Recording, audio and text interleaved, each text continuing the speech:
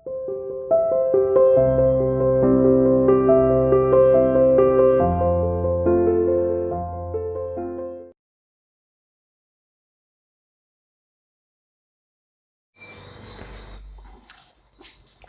Student, welcome to CR international online classes. बेटा, आज हम आपका नया चैप्टर है वो स्टार्ट करने जा रहे हैं 1857 की क्रांति, जिसे भारत का पहला स्वतंत्रता संग्राम है वो कहा जाता है। देखो, 1857 का जो विद्रोह था ये पूरे भारत में फैला, लेकिन यह पूरे भारत में एक साथ नहीं हुआ। अगर ये पूरे भारत में एक साथ हो जाता तो हम इसी विद्रोह के तुरंत बाद ही आज़ाद है वो हो जाते, लेकिन यह विद्रोह है वो देश के अलग अलग हिस्सों में अलग अलग टाइम पर फैला। इसलिए इस विद्रोह को दबाना है वो अंग्रेजों के लिए आसान हो गया और आसानी से उन्होंने इस विद्रोह का दमन है वो कर दिया। इस विद्रोह के लिए जो उत्तरदायी कारण थे कि भाई किन कारणों से यह विद्रोह है वो उत्पन्न हुआ, कि ऐसी क्या कंडीशंस हो गई कि 1857 का विद्रोह है वो हुआ। उसमें फर्स्ट आता है आपका नवाबों की छिनती सत्ता, यानी नवाबों से जो सत्ता है, पावर है वो छिनती जा रही थी। नवाबों की ताकत कम हो रही थी। राजाओं ने कंपनी से सहायता मांगी। अब नवाबों की जो ताकत है वो कम हो रही थी और जो राजा लोग थे उन्होंने कंपनी से सहायता मांगी। जैसे लक्ष्मीबाई ने, ठीक है, झांसी की रानी थी लक्ष्मीबाई ने, गोद लिए अपने पुत्र को राजा बनाने की मांग की। और झांसी की रानी ने यह कहा कि भाई उनका खुद का कोई पुत्र नहीं है, तो उन्होंने ये कहा कि भाई मैंने एक पुत्र गोद लिया है और उसको राजा है वो बनाने की उन्होंने मांग की। लेकिन अंग्रेजों ने विलय की नीति के तहत उसको राजा बनाने से मना कर दिया। विलय की नीति में यह कहा गया था कि अगर किसी का कोई वारिस पुत्र या पुरुष वारिस नहीं है तो वो राज्य है वो कंपनी के अधीन है वो आ जाएगा। तो अंग्रेजों ने रानी लक्ष्मीबाई की मांग को ठुकरा दिया। पेशवा ने अपनी मृत्यु के बाद, ठीक है, पेशवा ने अपनी मृत्यु के बाद पेंशन नाना साहेब को देने की मांग की। अब पेशवा ने ये मांग की कि उसकी मृत्यु के बाद जो पेंशन है वो नाना साहब को दी जाए, परंतु कंपनी ने ये सब ठुकरा दी। परंतु कंपनी ने ये सब जो मांगी थी इनको मानने से मना कर दिया और ठुकरा दिया इनको। अवध की रियासत सबसे अंत में कंपनी के कब्जे में ली। जो अवध की रियासत थी वो सबसे लास्ट में कंपनी ने अपने कब्जे में ली। 1856 में गवर्नर जनरल लेनिन ने फैसला किया कि, अब 1856 में गवर्नर जनरल लेनिन ने यह फैसला किया कि बहादुर शाह जफर है वो अंतिम मुगल सम्राट या बादशाह होंगे। यह बगावत का राजनीतिक कारण था कि उन्होंने यह कह दिया कि बहादुर शाह जफर वो अंतिम मुगल बादशाह होंगे, इसके बाद कोई मुगल बादशाह है वो नहीं होंगे। तो यह बगावत करने का यानी विद्रोह करने का यह पहला राजनीतिक कारण था, क्योंकि अंग्रेजों ने क्या किया कि जो भारतीय नवाब थे, राजा थे, उनकी मांगों को मानने से मना कर दिया। इससे उनमें भारी असंतोष है वो उत्पन्न हुआ और इसका मेन जो रीजन बना वो रीजन ये बना कि उन्होंने राजनीतिक बहादुर शाह जफर को अंतिम मुगल बादशाह है वो घोषित कर दिया कि इसके बाद कोई है वो मुगल बादशाह वो नहीं बनेगा। तो यह राजनीतिक एक कारण था। उसके बाद सेकंड आता है कि किसान और सिपाही। कंपनी किसानों को कर्ज देती थी और उनसे भारी लगान है वो लेती थी। किसान कर्ज और भारी लगान के नीचे दब गए। अब किसानों के ऊपर ज्यादा कर्जा हो गया और उनको लगान भी ज्यादा पे करना पड़ता था, तो किसान कर्ज और लगान के नीचे दब गए। भारतीय सिपाही भी कंपनी से परेशान थे और जो भारतीय सिपाही थे वो भी कंपनी से परेशान थे। वे समुद्र पार नहीं जाना चाहते थे। जो भारतीय सिपाही है वो समुद्र पार नहीं जाना चाहते थे। समुद्र पार जाने का मतलब होता था कि उनको किसी दूसरे देश में भेजा जाता था जहां ब्रिटिशों का शासन था। उनका मानना था, यानी सिपाहियों का मानना था कि समुद्र पार जाने पर वे भ्रष्ट हो जाएंगे, यानी समुद्र पार जाने पर वो है भ्रष्ट है वो हो जाएंगे। 1856 में कंपनी ने आदेश पारित किया। अब 1856 में कंपनी ने एक आदेश है या कह सकते हैं कि एक ऑर्डर है वो पारित किया, यदि कोई कंपनी की सेना में नौकरी करेगा तो उसे समुद्र पार जाना पड़ेगा। यह भी विद्रोह का एक कारण था और कंपनी ने 1856 में यह आदेश वो पारित कर दिया, अगर कोई भारतीय कंपनी की सेना में नौकरी करेगा तो उसे समुद्र पार भी जाना पड़ेगा। ऐसा नहीं कि कंपनी की सेना में नौकरी करे और समुद्र पार जाने से मना कर दिए। तो यह भी विद्रोह का एक कारण है वो बना। थर्ड, सुधारों पर प्रतिक्रिया। अब अंग्रेजों ने क्या है कि देखो, वैसे तो हमारे ऊपर उन्होंने काफी शासन किया, लेकिन उन्होंने भारत में काफी सुधार भी है वो किए। कई प्रकार की जो रूढ़िवादी परंपराएं थी उनको उन्होंने खत्म है वो कर दिया। जैसे सती प्रथा, को रोका। अब सती क्या होता है कि अगर किसी लेडीज का हस्बैंड गुजर जाता है तो उस लेडीज को अपने हस्बैंड की चिता में जिंदा जलाया जाता था। तो यह एक कुप्रथा थी, अंग्रेजों ने इस प्रथा को रोक दिया और विधवा विवाह को बढ़ावा दिया। और भारत में क्या था कि विधवाओं की दोबारा शादी है वो नहीं होती थी, और जो विधवाएं होती थी वो बड़ा ही दुखदायी जीवन है वो जीती थी। तो अंग्रेजों ने क्या किया कि स्त्री प्रथा को तो उन्होंने रोका कि भाई ये एक अपराध है, ऐसा नहीं होना चाहिए। और विधवा विवाह यानी विधवाओं की दोबारा शादी को उन्होंने बढ़ावा है वो दिया। अंग्रेजी का प्रचार किया उन्होंने, अंग्रेजी जो भाषा थी उसका प्रचार किया। ठीक है, 1850 में कानून बनाया।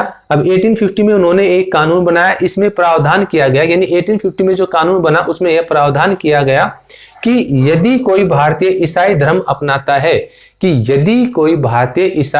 अपनाता है, तो उसकी पुरखों की संपत्ति पर पहले जैसे अधिकार है वो बने रहेंगे। यदि कोई भारतीय ईसाई धर्म नहीं अपनाता है और अंग्रेजों के कानूनों का पालन नहीं करता है तो उससे उसकी संपत्ति या जो जमीन है वो छीन ली जाती थी। तो उन्होंने 1856 में यह प्रावधान किया कि यदि कोई भारतीय ईसाई धर्म अपनाता है तो भी पुरखों की संपत्ति पर उसका अधिकार पहले जैसा ही रहेगा। भारतीयों को यकीन हो गया कि अंग्रेज उनका धर्म, जाति, रिवाज, जीवन शैली को नष्ट करना चाहते हैं। अब भारतीयों को यह विश्वास हो गया कि जो अंग्रेज लोग हैं वो भारतीयों की परंपरा, जीवन शैली, जाति, रिवाज उसको नष्ट करना है वो चाहते हैं, इसलिए इससे भी भारत में काफी असंतोष है वो उत्पन्न हुआ। नेक्स्ट पॉइंट आता है सैनिक विद्रोह जन विद्रोह बन गया। अब शुरुआत कहां से हुई थी इस विद्रोह की? सेना से इसकी शुरुआत हुई थी कि भारतीय सैनिकों को सेना में उनके साथ दुर्व्यवहार है वो किया जाता था, उनके साथ भारी भेदभाव हो किया जाता था, उनको ऊंचे ओहदों के ऊपर या ऊंचे पोस्ट के ऊपर भारतीय सैनिक वो नहीं होते थे।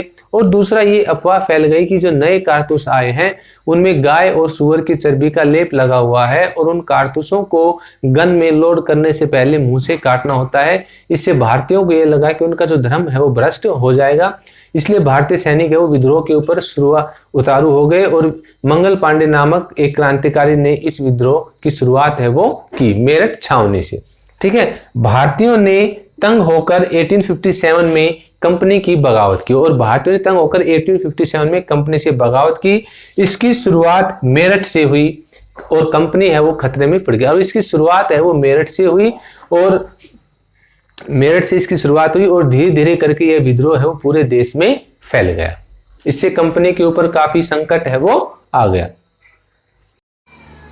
अब नेक्स्ट आता है इसमें मेरठ से दिल्ली तक कि विद्रोह की शुरुआत है वो मेरठ छावनी से हुई थी। मेरठ से और दिल्ली तक विद्रोह है वो कैसे फैला? 29 मार्च 1857 में मंगल पांडे को, जिसने विद्रोह की शुरुआत की थी, यानी 29 मार्च 1857 को मंगल पांडे को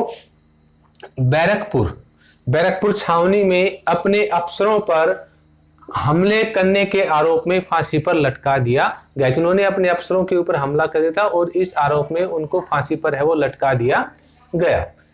इन्हें लगा, अब मंगल पांडे को लगा कि कारतूसों पर गाय और सुअर की चर्बी का लेप है वो चढ़ाया गया है जो उनके धर्म के विरुद्ध है, क्योंकि गाय है वो हिंदुओं के लिए पूजनीय है, हिंदू गाय को पूजते हैं, और जो सुअर है वो मुसलमानों के लिए पूजनीय है। इसलिए हिंदू और मुसलमान जो सैनिक थे उन सबको ये लगा कि उनका जो धर्म है वो भ्रष्ट किया जा रहा है, उसके ऊपर गाय और सुअर की चर्बी का लेप है वो चढ़ाया गया है। 10 मई को सिपाहियों ने मेरठ की जेल पर धावा बोल दिया। अब 10 मई को सिपाहियों ने मेरठ की जेल पर धावा बोला और बंद सैनिकों को आजाद कराया। और उस मेरठ की जेल में जो सैनिक बंद थे जिन्होंने विद्रोह में मंगल पांडे का साथ दिया था, उन सिपाहियों ने आजाद है वो कराया। सैनिकों ने निर्णय लिया कि वे अंग्रेजों को हराकर बहादुर शाह जफर को राजा बनाएंगे। अब सैनिकों ने यह निर्णय लिया कि वे अंग्रेजों को हराकर और बहादुर शाह जफर को अपना राजा है वो बनाएंगे। सैनिकों ने दिल्ली की ओर प्रस्थान किया और इस उद्देश्य के साथ सैनिकों ने दिल्ली की ओर चलना है वो स्टार्ट किया। वे बहादुर शाह जफर से मिले और दिल्ली जाकर उन्होंने बहादुर शाह जफर से मुलाकात की, उन्हें अपना नेता घोषित किया। अब बहादुर शाह जफर ने सभी राजाओं से चिट्ठी लिख युद्ध में शामिल होने का आदेश है वो दिया। अब बहादुर शाह जफर को सैनिकों ने अपना नेता चुना और बहादुर शाह जफर ने सभी राजाओं से चिट्ठी लिखी और अंग्रेजों के खिलाफ बगावत करने के लिए आह्वान किया या युद्ध लड़ने का आदेश है वो दिया। अंग्रेजों से पहले मुगल साम्राज्य का शासन था। अब अंग्रेजों से पहले भारत के ऊपर जो मुगल साम्राज्य था उसका शासन था। छोटे राजा मानते थे, अब जो छोटे राजा थे, छोटी रियासतों के जो राजा थे वो मानते थे कि अगर मुगल शासन दोबारा आता है, कि अंग्रेजों की हार होती है और मुगल शासन अगर दोबारा आता है तो वे बेफिक्र होकर शासन चलाने लगेंगे। तो वे बेफिक्र होकर यानी निडर होकर बगैर किसी डर के अपना शासन है वो चलाने लगेंगे। तो मेरठ छावनी से या मेरठ के बैरकपुर छावनी से यह विद्रोह है वो स्टार्ट हुआ और मंगल पांडे ने इस विद्रोह की शुरुआत की, जो 1857 के विद्रोह का पहला स्वतंत्रता संग्रामी शहीद था। ठीक है, उसके बाद धीरे धीरे ये विद्रोह है वो फैलता गया और धीरे धीरे विद्रोह है वो दिल्ली तक पहुंचा और सैनिकों ने दिल्ली जाकर बहादुर शाह जफर को अपना नेता है वो चुना और बहादुर शाह जफर के नेतृत्व में विद्रोह है वो आगे बढ़ा और बहादुर शाह जफर ने सभी राजाओं को चिट्ठी लिखी कि वो अंग्रेजों के खिलाफ युद्ध में शामिल हों। उसके बाद पॉइंट आता है बगावत फैलने लगी। अब धीरे धीरे जो बगावत है 1857 की बगावत है ये धीरे धीरे करके पूरे देश में फैल गई। हर रेजिमेंट में सिपाहियों ने विद्रोह किया और जो भी रेजिमेंट थी हर रेजिमेंट के सिपाहियों ने अंग्रेजों का विद्रोह है वो किया, विरोध किया। वे दिल्ली, कानपुर व लखनऊ जो विद्रोह के केंद्र थे, दिल्ली, कानपुर व लखनऊ चले गए। स्थानीय नेता जो वहां के लोकल नेता थे, जमींदार और गांव के मुखिया भी संगठित हो गए, सभी एकजुट हो गए। नाना साहेब ने कानपुर से अंग्रेजों को हटाकर खुद को पेशवा घोषित किया और नाना साहिब ने कानपुर से अंग्रेजों को हटाकर खुद को कानपुर का पेशवा है वो उन्होंने घोषित है वो कर दिया। बेगम हजरत महल और रानी लक्ष्मीबाई ने सेनापति तात्या टोपे के साथ युद्ध किया। राजगढ़ की रानी अवंतीबाई लोधी ने भी बगावत की। अंग्रेजों की जबरदस्त हार हुई और उस बगावत में अंग्रेजों की है वो जबरदस्त हार हुई। फैजाबाद के मौलवी अहमदुल्ला शाह ने कहा कि अंग्रेजों का राज खत्म होने वाला है, कि जैसे जैसे बगावत फैलती गई तो फैजाबाद के मौलवी अहमदुल्ला शाह ने कहा कि अब अंग्रेजों का जो शासन है, अंग्रेजों का जो राज है वो खत्म होने वाला है। वे लखनऊ जाकर लड़े और अंग्रेजों ने कहा कि वे लखनऊ जाकर लड़े जो विद्रोह का मुख्य केंद्र थे। दिल्ली में धर्म योद्धाओं, जो धर्म के योद्धाओं थे, जो हिंदू धर्म का प्रचार करते थे, हिंदू धर्म के मानते थे, ने भी युद्ध में भाग लिया। बिहार के जमींदार कुतर सिंह ने भी युद्ध में भाग लिया। इस प्रकार धीरे धीरे जो 1857 का विद्रोह है वो धीरे धीरे करके पूरे देश में फैल गया। लेकिन इस विद्रोह की असफलता का एक ही कारण रहा कि यह जो विद्रोह है वो पूरे देश में एक साथ नहीं फैला, धीरे धीरे करके अलग अलग जगह पर यह विद्रोह हुआ और अलग अलग जगह पर होने के कारण अंग्रेजों को उचित समय मिल गया इस विद्रोह को दबाने के लिए और उन्होंने सफलतापूर्वक 1857 के विद्रोह का दमन है वो कर दिया।